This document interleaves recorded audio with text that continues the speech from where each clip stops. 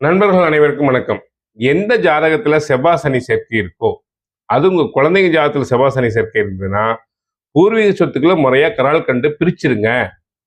2 தலைமுறையா பாத்தீங்கன்னா பங்காளிகளுக்குள்ள பிரிக்காம அப்படியே ஒரு இதுல ஓடிட்டு இருப்பாங்க. பஞ்சாயத்து கரால் ஓடிட்டு இருப்பாங்க. ஒருத்தர் மேட்டுக்காடா இருக்கும், ஒருத்தர் வயல்காடா இருக்கும்.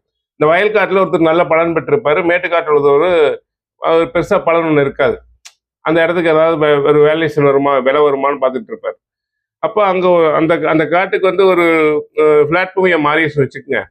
அது மதிப்பு கூடிடுச்சுனாவே இந்த நீங்க முறையா கரால்காங்கிறதுனால நீங்க அதை விற்கவும் முடியாது. ஏன்னா இந்த பங்காளிகள் பங்குக்கு வந்துடுவாங்க அதுல. அப்போ 3 தலைமுறைக்கு பிறகு கூட சொத்துக்களை பிரச்சனை கொண்டாந்து விட்டுரும். செவ்வாய் சனி சேர்க்கை குடும்பத்துல வந்துருச்சுனாவே சொத்துக்களை முறையா கரால் கண்டுக்குங்க, பிரிச்சுக்குங்க. நீங்களும் அப்பப்போ அப்டேட் பண்ணிக்கங்க. உங்க குழந்தை பேர் வேற பேர்ல அப்பப்போ அப்டேட் பண்ணிக்கங்க சொத்துக்களை. அது உங்களுக்கு